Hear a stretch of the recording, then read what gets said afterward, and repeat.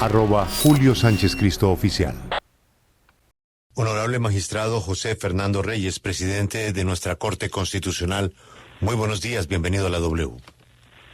Muchas gracias, don Julio. Muy buenos días para usted, para todas las personas que lo acompañan a la mesa, para la inmensa audiencia de la que usted goza también. Muchas gracias. Magistrado, acabamos de conocer una encuesta en donde la mayoría de los colombianos piensan que sí estamos pasando por un momento de desinstitucionalización. ¿Usted considera que están en peligro nuestras instituciones? A ver, Julio, yo creo que todas estas cosas tienen que ser valoradas en su gran dimensión. Digamos, las encuestas son un pulso que se toma a la sociedad en un determinado momento. En veces puede que esa ciudadanía que contesta no esté decantada y más bien esté animada por los hechos del momento.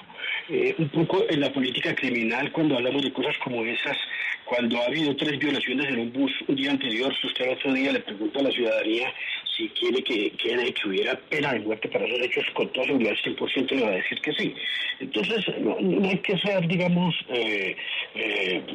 hay que ser consecuentes con que esto pues se trata de pulsos que viven en un momento.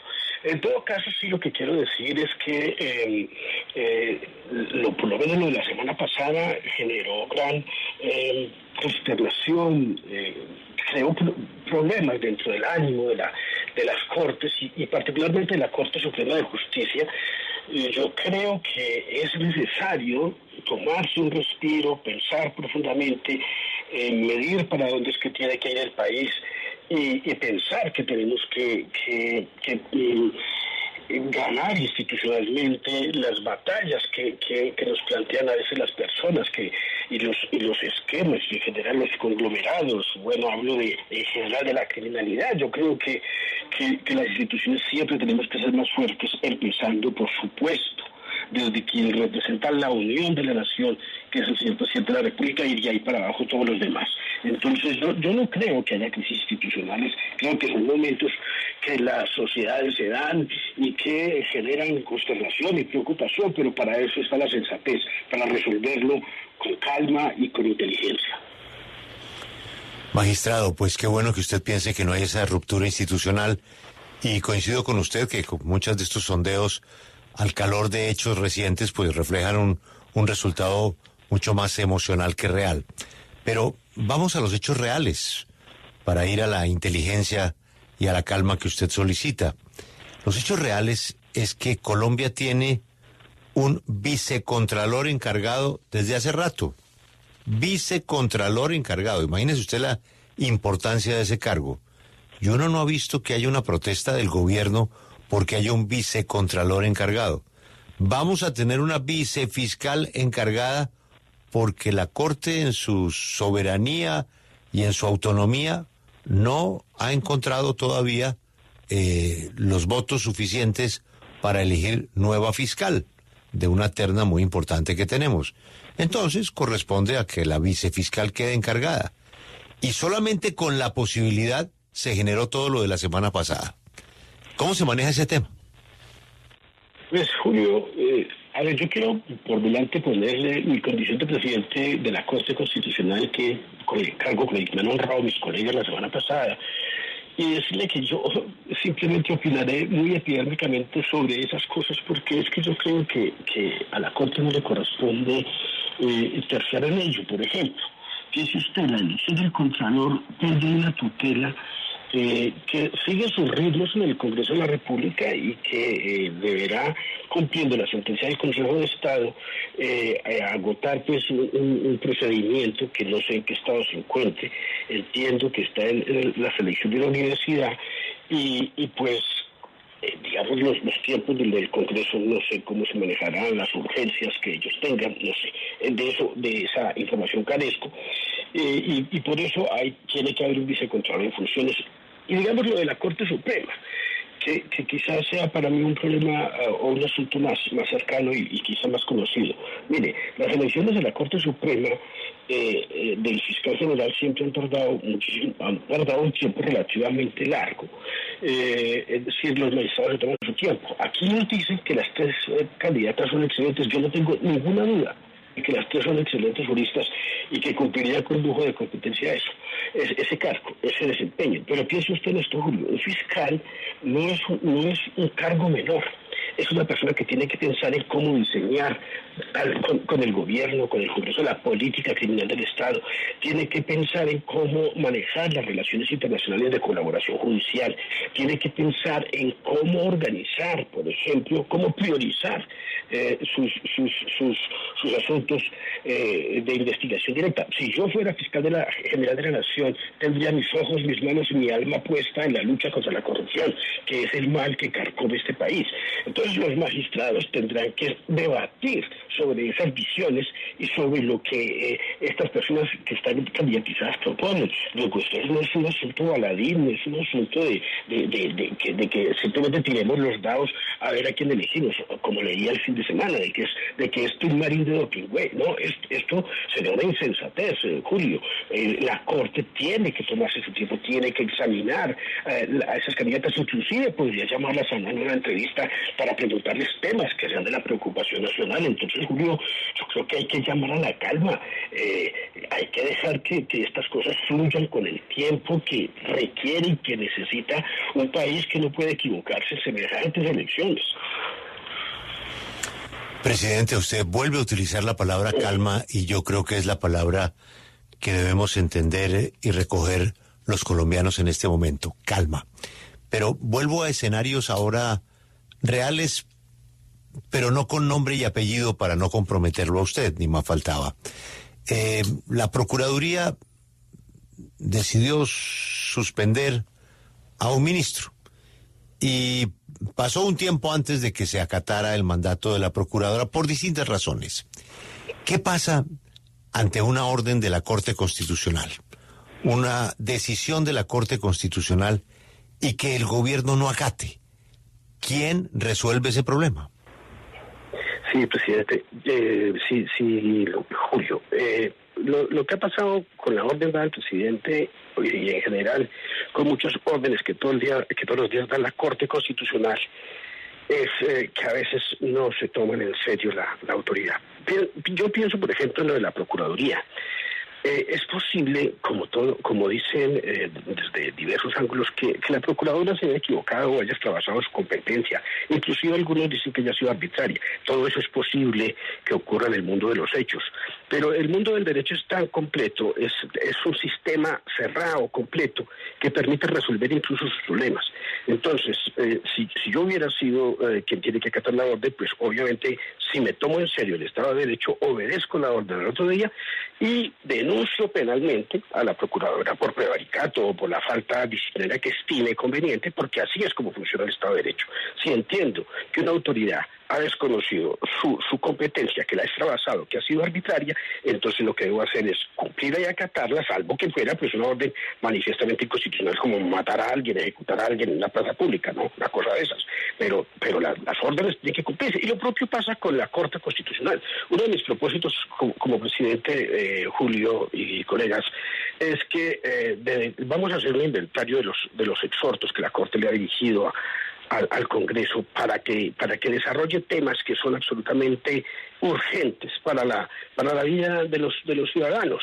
Hay muchos exhortos, muchísimos. Yo creo que es fácil contar los que han cumplido, que no pasan de 5, con los que se han incumplido. Es decir, las órdenes de los jueces, empezando por la Corte Constitucional, no se cumplen. El nivel de cumplimiento de las tutelas es bajísimo y ese será otro propósito que tendremos que atacar desde la institucionalidad de la Corte Constitucional este año, porque no es posible que cualquiera desobedezca porque sí las órdenes de los jueces. Mire, cuando eso se da, Julio, los estados empiezan a periclitar, las sociedades empiezan a marchitarse y simplemente volvemos a la caverna donde se originaron nuestros días, donde existe una libertad de naturaleza, es decir, una libertad que no está gobernada por las leyes. Y eso es el peor escenario en el que una sociedad podría caer. Magistrado José Fernando Reyes, vamos con un cambio de tema y es porque usted es ponente de un auto reciente de la Sala de Seguimiento de la Corte Constitucional que le ordenó al Ministerio de Salud revisar los presupuestos máximos que se deben girar a las EPS por cada uno de sus afiliados, por lo que les dio un plazo de 45 días a este ministerio después de que ya son notificados para que haga los reajustes a los presupuestos máximos. Ese es un tema que ha tenido bastante debate en el Congreso también por el tema de la reforma a la salud. Le pregunto, magistrado, ¿cómo se sacaron esas cuentas?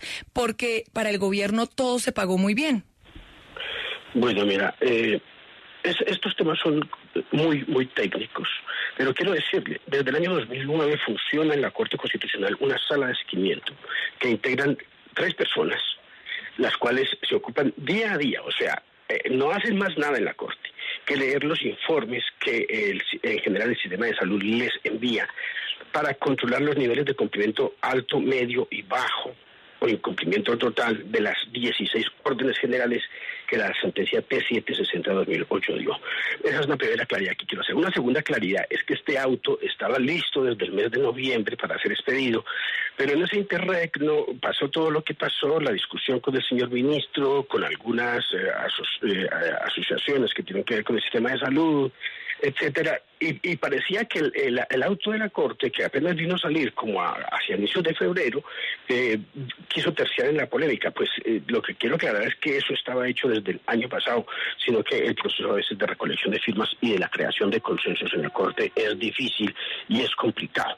Entonces, su pregunta de cómo se logra eso es porque, le reitero, estos son asuntos técnicos que tienen una serie de fórmulas en la mitad para calcular cómo son los techos máximos. Eso no tendría ningún sentido que yo me quedara aquí explicándolo, pero básicamente lo que digo es esto. Hay un plan de beneficios en salud que se financia con lo que cada uno de los que estamos afiliados cotizantes paga, que se llama la UPC. Con la UPC se financian todos los servicios, tratamientos, tecnologías que estén dentro del plan de beneficios. Pero hay otras tecnologías, procedimientos, medicamentos que no están cubiertos por la UPC y que por lo tanto antes, usted recordará cuando se hablaba del FOSIGA, de los recursos al FOSIGA, que era una cosa dificilísima, que además se prestó para una gran corrupción porque se cobraban cosas o tecnologías o servicios que no se aportaban y se defraudaba al sistema de salud.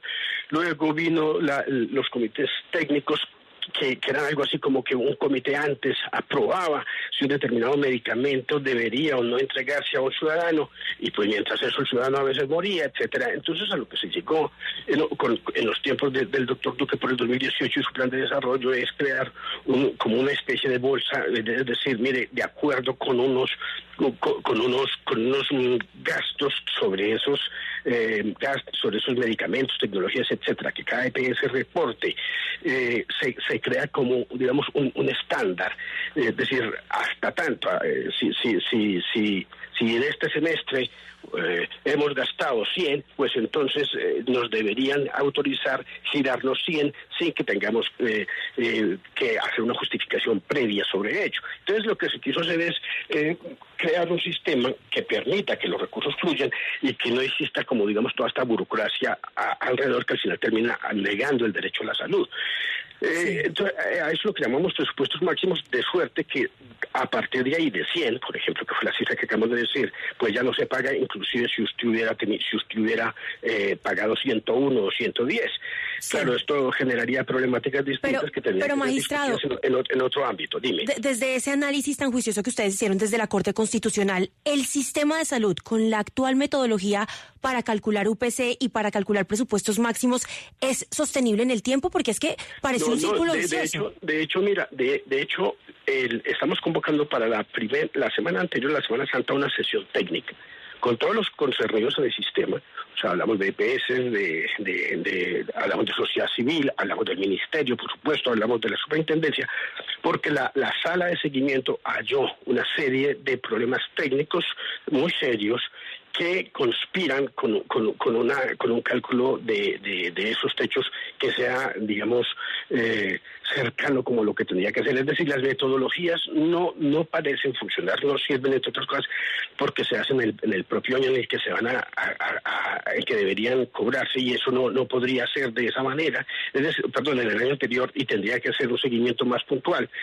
En fin, hay una serie de digamos, de problemas que han evidenciado esa sala, que, le digo, tiene por único oficio en su vida seguirle el cumplimiento a esa sentencia, y han evidenciado tremendos problemas técnicos para su cálculo, lo cual genera, primero, pues que no haya un desequilibrio en las finanzas de las ETS, porque les están pagando lo que no es, o en todo caso estarían teniendo costos por encima de lo que reciben, uno. Y dos, hay un tremendo problema que le hemos evidenciado en ese auto, y es el retraso, sin contar con el cálculo. O sea, en el año 2021-22 tal vez los cálculos por presupuestos máximos estaban por los 2 punto algo billones. Puedo equivocarme, pueden ser 3, no sé, no tengo esas cifras a la mano, pero ahora, por ejemplo, para el 2024 calcularon 320 mil millones. ¿Cómo explicar semejante desfase? 320 mil millones. Entonces, lo que estamos viendo es que existen tremendos problemas técnicos. Vamos a hacer una audiencia para acercar a las partes. Digamos que la Corte aquí cumple una función de acercamiento con la función judicial de por medio, eso sí, para tratar de en alguna medida paliar este gran problema que está generando una gran desestabilización en el sistema de las finanzas del sistema de salud. Delicadísimo lo que nos está contando, presidente, y quiero que volvamos un poco al tema de la tensión institucional, pero esta vez centrado en la gente, en las calles. El presidente de la República es amigo de la movilización ciudadana y le gusta que la gente esté en la calle. ¿Eso para ustedes constituye una presión indebida a la justicia, que la gente se manifieste en la calle contra alguna decisión de una alta corte? Mire, Lucas, yo creo que si alguna cosa le corresponde a un juez constitucional y a la Corte en este caso, es defender la libre expresión de los ciudadanos, la libre movilización de los ciudadanos, el derecho a salir a manifestarse de manera pública y pacífica. Creo que decir algo en contra de eso es simplemente retratar un autoritario, y eso no podría ser, por lo menos estaría muy lejos de quien les habla, que está alimentado de raíz maternalmente en la filosofía profundamente liberal. Creo que eso no puede ser de otra manera. Sí, y que el presidente aliente a las personas a salir a protestar, pues creo que está en su derecho, creo que está en su posibilidad también de libre expresarse, y sobre todo pues que es una persona que tiene un origen de esa naturaleza. Sin embargo, yo quiero relatar esto que me parece a mí sintomático, que es como un buen sismógrafo de lo que ha pasado el fin de semana. Si usted lee el editorial de don Fidel Cano Correa, que yo creo que a todos los tenemos por un decano de los periodistas, al lado de Yamira Amada, de Julio, bueno, no sé, de los que van siendo los exponentes del periodismo libre en Colombia. Si usted lee a don Fidel Cano ayer, si lee a don Rodrigo Uprimi, un magnífico jurista que ha sido juez en la Corte Constitucional por muchos tiempos, y si lee a don Humberto de la Calle Lombana, mi paisano, que por encima de cualquier cosa es un hombre sensato, es un hombre muy competente en su libre opinar. Los tres están hablando de una salida de madre de lo que ha ocurrido la semana pasada. Es decir, no es posible. Humberto de la Calle pone un ejemplo que yo simplemente lo quiero poner a usted porque yo estoy de acuerdo con él. Si el papá en diciembre compra una libra de pólvora en la casa y después uno de los hijos se quema, no tiene muchas razones para salir a quejarse de por qué se quemó. Es decir, si convocamos a un país que vive enardecido a todas estas manifestaciones en esta forma, y sobre todo coincidentemente cuando las instituciones tienen que deliberar con tranquilidad y decidir con sensatez, pues entonces si pasan estas cosas después no tendremos muchas razones para justificarse. Claro. Eso es lo que quería decir. Sí, magistrado, entonces, según le entiendo, obviamente, pues usted no está cuestionando la protesta, que se respeta y que todos los ciudadanos pues tienen derecho a ejercerla, pero ¿le parece que el presidente se equivocó en ese momento de la convocatoria? Es decir, ¿el timing del presidente estuvo equivocado? Yo sinceramente creo que es equivocado convocar a presionar a las Cortes a que decidan en cualquier sentido. Inclusive aquí o en el más lejano pueblo donde el juez delibere para imponer una sanción de prisión por una pena de homicidio a un fulano de tal y muy querido en el pueblo, que un día se emborrachó y mató a la esposa. Y si todos los vecinos quieren proteger a ese señor o ayudarlo, no sé qué, o presionar al juez para que la sentencia sea de absolución, pues creo que todos estamos en desacuerdo con eso. Un poco lo mismo es esto. Si lo que estamos esperando es una decisión sensata que responda a los cánones de lo recto por hacer, pues creo que si presionamos a quien tiene que decidir en un determinado sentido, todo va a salir mal al final. Y va a salir mal al final porque ya vimos, a pesar de que el presidente diga que nunca que los magistrados pudieron salir y entrar libremente, pues los que vimos televisión vimos que eso no era así. O sea, o estábamos viendo una grabación de otro tiempo, o el presidente se equivoca. Pero que los magistrados no pudieron salir. Ayer lo dijo la doctora Diana Remolina en El Tiempo, ustedes lo vieron. Ni siquiera sus alimentos pudieron consumir porque no se los dejaron entrar. Entonces yo creo que una de las cosas que en estos momentos hay que poner, digamos, sobre la mesa es hablar con la verdad. Creo que la verdad es lo que caracteriza el Estado de Derecho, es lo que caracteriza la posibilidad de los diálogos. Si aceptamos buenamente que nos hemos equivocado, en todo caso, que inclusive las Cortes tomen nota de que deberían de alguna manera acelerar las funciones y las decisiones que la gente está esperando, pues también sería sensato. Pero digo, es simplemente una opinión mía. Quizá la deliberación tenga que ser mucho más dilatada, y pues si ellos entienden que la deliberación tiene que ser más dilatada, pues así tendrá que ser. Lo que nos corresponde a todos y cada uno de los ciudadanos de a pie de este Estado es respetar las decisiones y respetar los tiempos que las instituciones se toman para decidir, y creo que eso ese es el compromiso que tenemos como buenos ciudadanos de un país que queremos que funcione bien y que funcione en paz. Claro, magistrado, pero si nos devolvemos a lo que aconteció el jueves en el entorno del Palacio de Justicia, donde usted tiene su despacho, donde sesiona la Corte, hay muchas perspectivas sobre lo acontecido. Se ha hablado de asedio, se ha hablado incluso del secuestro por el mero hecho de que no dejaban salir ni entrar a nadie al edificio del Palacio de Justicia. Para usted, ¿qué es su espacio de trabajo? Lo que pasó el jueves, ¿qué fue? ¿Usted cómo lo calificaría como abogado que es, como experto en leyes que es? Mire, Juan Pablo, cierto que sí, Juan Pablo. Sí, creo que hay que tomar bien las palabras y usarlas con corrección. Las palabras son armas arrojadizas, decía alguien, y cuando las tiras causan efectos y pueden ser efectos letales. Ahí no hubo un secuestro. A mí me parece que esa es una palabra muy grave, muy seria. Sobre todo porque para quienes hemos trabajado en el derecho penal sabemos lo que significa el secuestro y la profunda repercusión que las personas tienen, una privación de la libertad contra su voluntad. Luego, yo no creo que eso haya sido un secuestro, ni más faltaba, pero en todo caso sí es, digamos, una presión indebida, una indebida perturbación del libre discurrir de la función de las Cortes, es decir, los magistrados, los jueces, pero ustedes también, los periodistas y en general las personas civilizadas, necesitamos ambientes amables para discurrir y quisiéramos un ambiente libre de presiones.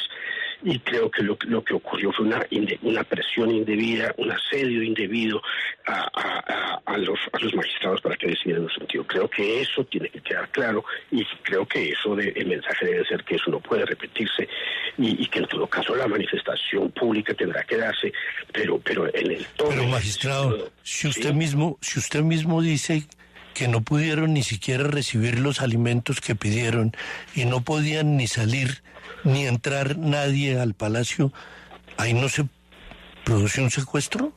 No, Alberto, usted sabe, usted es un buen abogado, usted sabe que el secuestro requiere unas condiciones muy especiales de aprehensión, es decir, puede que en el lenguaje figurado eso quepa, pero obviamente si un fiscal por ahí con mucha iniciativa decidiera iniciar una causa por secuestro, pues creo que tendría muy pocas posibilidades de que siquiera un juez de garantías hiciera una imputación por ese delito. O sea, digamos en el lenguaje figurado eso puede ser, no poder uno ejecutar sus funciones o simplemente desplazarse, su libre movilización, puede ser que alguien lo diga figuradamente así, pero técnicamente pues eso no es un secuestro.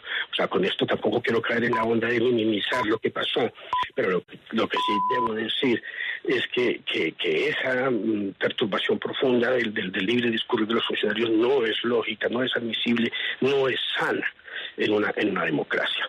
Es decir, los manifestantes también tienen que tener claro que su forma de manifestarse tiene unos límites y que esos límites empiezan por decir que no puede haber ninguna expresión violenta. Toda expresión violenta de la libertad es simplemente un abuso de ella y por lo mismo requiere controles.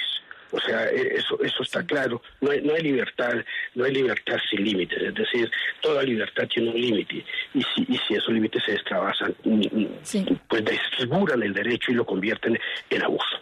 Magistrado, nuevamente nos vamos con cambio de tema, una sentencia que fue muy polémica, y es que tuvimos conocimiento que va a salir un nuevo fallo sobre el aborto. Recientemente salieron 2 fallos de tutela que iban casi que en contravía de la sentencia que despenalizó el aborto hasta la semana 24, tanto que la Corte casi que se tuvo que echar para atrás. En este sentido, ¿qué podríamos conocer de esta nueva decisión? ¿La Corte mantendrá la postura de que hay un derecho fundamental con el aborto? Bueno, yo quiero empezar por lo último que tú dices. Hay 2 sentencias para el orden del día de esta semana, que son las sentencias de reemplazo de un par de sentencias que en el año 22, 23 tal vez, profirió la Corte con ponencia del doctor Antonio José Lizarazo, que también es ponente de la sentencia C055 del 22, en la cual se ocupó la Corte del tema del aborto y estableció un sistema de plazos en el que se despenalizaba el aborto hasta la semana 24. Hubo un par de tutelas de 2 mujeres de comunidades indígenas en las cuales se les negó el derecho a la interrupción voluntaria del embarazo. Y note que no estoy hablando de derecho fundamental, porque esa es una polémica que está ahí de por medio.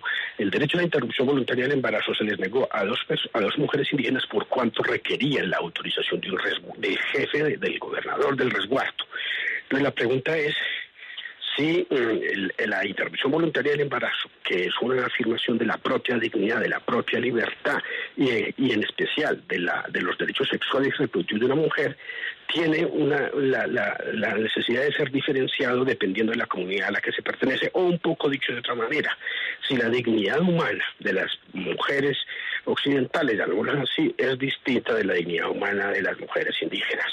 Es decir, si la Constitución permite una gradación de eso. Entonces, ¿qué dijeron los autos de nulidad? Que esa sentencia se equivocaba en esa parte y que, por lo tanto, el derecho a interrumpir voluntariamente el embarazo era una decisión autónoma de la voluntad y de la dignidad de cada una de las mujeres, y que en esa medida no podía supeditarse a lo que un gobernador o a lo que la propia IPS quisiera disponer cuando la voluntad estaba manifiestamente expuesta. Las sentencias de reemplazo esta semana se ocuparán de resolver ese problema. Hasta ahí puedo decirle. Magistrado, quiero cerrar con una palabra: exhortar.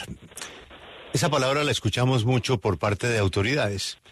Y si vamos al significado de exhortar, encontramos que es pedirle a alguien con palabras que haga algo, inclusive incitar a que se haga algo, es tratar de persuadir, es la invitación a que se haga algo, incitar a alguien con palabras, razones, con ruegos a que se haga algo.